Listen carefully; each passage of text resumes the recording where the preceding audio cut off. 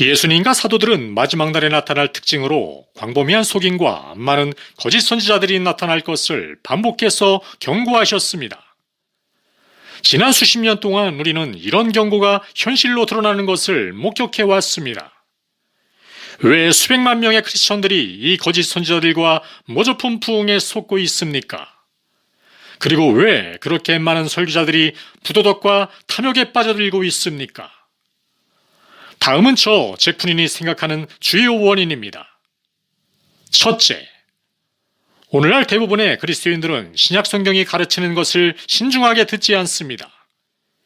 왜냐하면 그들은 신약 성경을 주의 깊게 공부하지 않기 때문입니다. 그래서 그들은 신약의 가르침이 아니라 지도자의 가르침을 따릅니다. 둘째, 신자들은 초자연적 은사나 기적의 나타남 등 성령의 외적 은사를 신앙 인격 같은 성령의 내적 열매보다 더 중요하게 여기기 때문입니다. 셋째, 물질적 부여를 신령한 영적인 부여보다 더 가치 있게 여기기 때문입니다. 넷째, 일부 신자들은 감정적 고조나 심리적 조정을 진정한 성령의 역사와 구분하지 못합니다. 이건 역시 신약 성경에 대한 연구의 무지에서 기인하는 것입니다. 다섯째, 그들은 심리적인 신유와 예수의 이름의 능력에 대한 초자연적 신유를 구별하지 못합니다. 여섯째, 정서적 흥분과 이상한 육체적인 이상 현상이 주님이 주시는 내적인 기쁨보다 그들에게 더 중요하게 되었습니다. 일곱째, 지도자들에게 사람들을 향한 사역이 하나님과의 내적 동행보다 더 중요하게 되었습니다. 사람들을 만나는 사역에 바빠서 하나님과 만나는 시간을 내지 못하고 있습니다. 여덟째, 지도자들이 사람들로부터의 인정을 하나님께로부터의 인정보다 더 중요하게 여기게 되었습니다. 아홉째, 신자들이 그리스도께 전적으로 헌신했는지에 관계없이 일단 교회에 몇 명이 나오는지 숫자를 중요하게 여기는 행태가 기독교 신앙의 전반적 약화를 가져왔습니다. 몇 명 모인다는 숫자가 아니라 그 중에 전적으로 헌신된 알곡 신자, 남은 자가 몇 명이나 되는지 거기에 신경을 기울여야 할 것입니다. 열째, 성경적인 지역교회를 세우고 거기서 종으로 섬기는 것보다 자신들의 개인 왕국과 재정적으로 막강한 제국을 건설하는 것이 일부 지도자들에게 더욱 중요해졌습니다.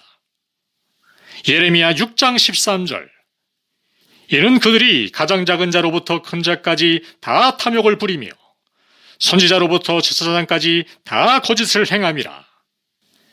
이 모든 것은 예수님이 가르치신 것과 아주 반대적입니다. 그리스도의 반대는 신약 성경에서 적그리스도적이라고 부릅니다. 그리스도인이 이것을 분명히 보지 않으면 적그리스도가 거짓된 표적과 이적들로 세상의 무대 위에 등장할 때 그들은 맹목적으로 그를 받아들일 것입니다.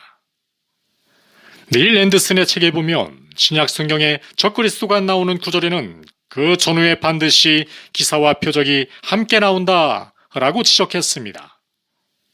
그만큼 말세에 나타날 적그리스도는 기사와 표적으로 사람들을 미혹할 것을 지적한 것입니다.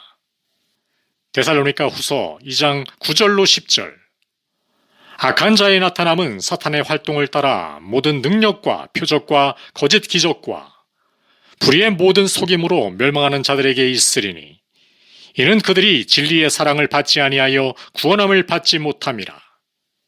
성령으로 인도함을 받는 크리스천은 깨어 있어서 위에서 언급한 것과는 정반대로 살아갑니다. 마태복음 7장 13절로 27절을 풀어서 쓰면 이렇습니다. 지금까지 마태복음 5장부터 7장에서 내가 설명한 바대로 영원한 생명에 이르는 길과 길은 매우 좁다.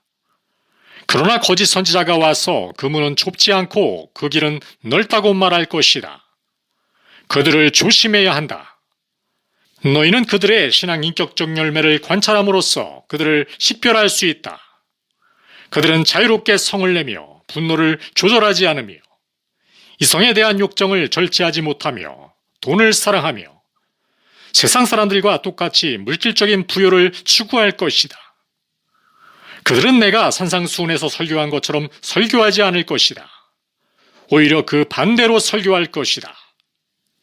이 거짓 선지자들 일부는 많은 초자연적인 은사를 행사할 것이며 기적을 행하고 실제로 내 이름으로 신자들을 치유하기도 할 것이다. 그러나 나는 마지막 날에 그들을 지옥으로 보낼 것이다. 왜냐하면 그들이 나를 거룩한 분으로 알지 못하고 그들의 사생활에서 죄를 포기하지 않았기 때문에 나는 마지막 날에 그들을 모두 지옥에 보내겠다. 마태복음 7장 21절로 23절. 나더러 주여 주여 하는 자마다 다 천국에 들어갈 것이 아니요 다만 하늘에 계신 내 아버지의 뜻대로 행하는 자라야 들어가리라.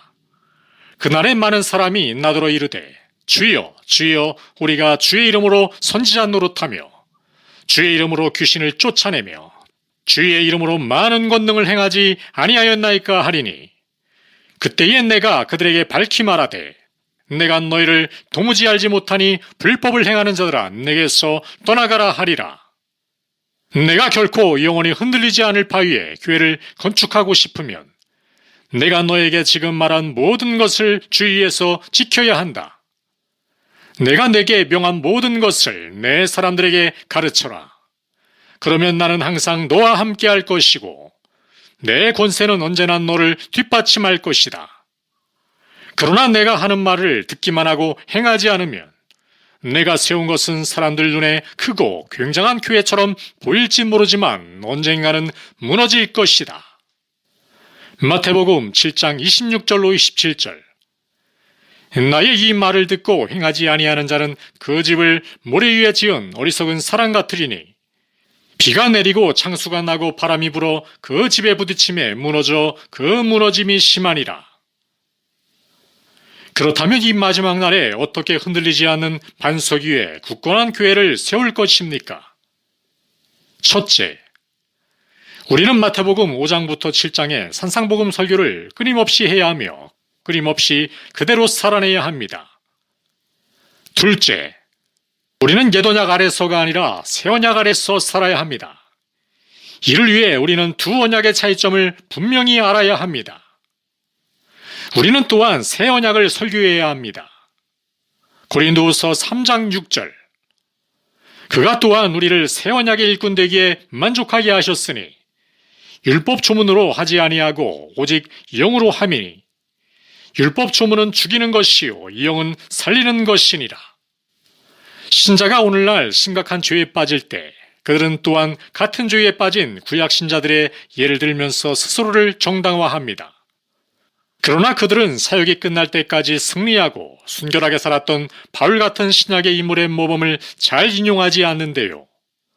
우리는 가급적 구약의 신자들의 예를 들지 말고 그들을 모델로 삼지 말고 신약의 신자들, 신약의 인물들을 모델로 삼는 것이 좋습니다. 왜냐하면 우리는 새 언약 아래 살고 있고 예수님은 새 언약의 중보자이시고 그분은 오늘날 우리의 믿음의 본보기이자 창시자이십니다. 히브리서 12장 2절.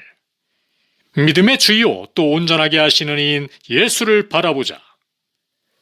히브리서 11장에 열거된 구약적 신자들을 따르는 것도 좋지만 그보다 더 확실히 우리는 신약의 새 언약의 모범이신 예수님을 따라야 합니다.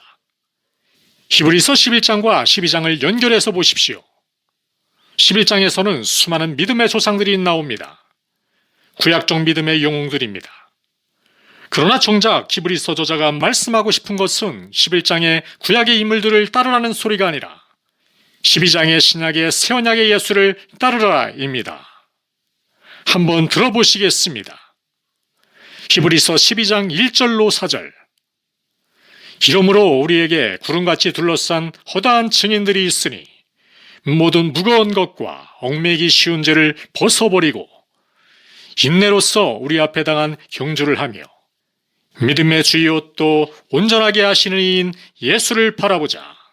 그는 그 앞에 있는 기쁨을 위하여 십자가를 참으사 부끄러움을 개의치 아니하시더니 하나님 보좌 우편에 앉으셨느니라. 너희가 피곤하여 낙심하지 않기 위하여 죄인들이 같이 자기에게 거역한 일을 참으신 일을 생각하라. 너희가 죄와 싸우되 아직 피 흘리기까지 대항하지 아니하고 그렇지만 극히 소수의 사람들만 새 언약 아래에서 살고자 애씁니다. 구약의 믿음의 조상들은 우리처럼 약속된 것을 받지는 못하였습니다. 히브리서 11장 39절 이 사람들은 다 믿음으로 말미암아 증거를 받았으나 약속된 것을 받지 못하였으니 새 언약의 신약 성도들에게 하나님께서 우리를 위하여 더 좋은 계획을 미리 세워두셨습니다. 히브리서 11장 40절 이는 하나님이 우리를 위하여 더 좋은 것을 예비하셨은즉 우리가 아니면 그들로 온전함을 이루지 못하게 하려 하심이라.